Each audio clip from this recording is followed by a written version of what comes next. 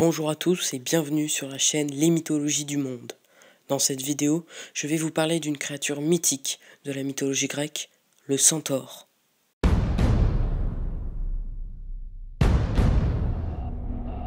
Il existe 4 types de centaures.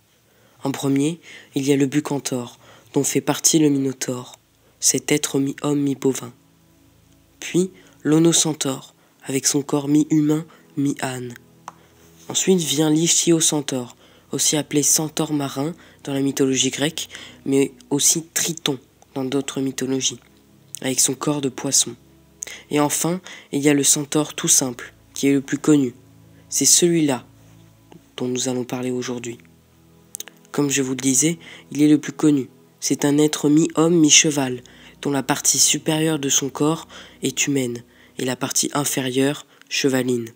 Leur père, c'est-à-dire le premier centaure, est Ixion, un humain qui aurait eu la prétention de courtiser la belle Héra, la femme de Zeus.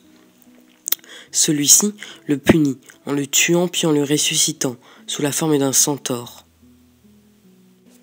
Il n'existe pas de centauresse, d'équivalent femelle des centaures. La punition de Zeus a voulu qu'Ixion et ses descendants ne puissent se reproduire qu'avec des juments. Mais certains centaures, attirés par des humaines, tentèrent d'en abuser, bien qu'ils ne puissent se reproduire avec elles. Le plus célèbre des centaures est sans nul doute Chiron, ce centaure immortel réputé pour sa sagesse, qui fut le tuteur des plus grands héros grecs, comme Hercule ou encore Jason, pour ne citer qu'eux. Il apparaît aussi dans la saga Percy Jackson, où il fait aussi office de directeur à la colonie des 100 mêlés, c'est-à-dire des demi-dieux. Un jour où Hercule chassait les centaures du mont Pélion, il tira par mégarde une flèche empoisonnée sur Chiron. Celui-ci ne pouvait pas en mourir, mais le poison lui donnait de terribles douleurs incessantes. Afin d'y mettre fin, Chiron demanda de mourir à la place de Prométhée, condamné par le dieu pour avoir donné le feu aux hommes.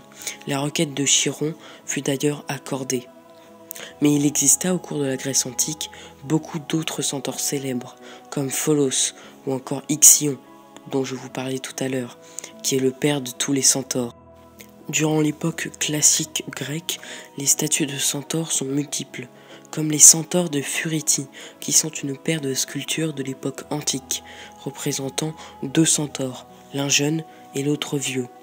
Il y a encore les métopes du Parthénon, cet ensemble de 94 plaques sculptées, originellement situées au-dessus des colonnes du Parthénon, sur l'acropole d'Athènes.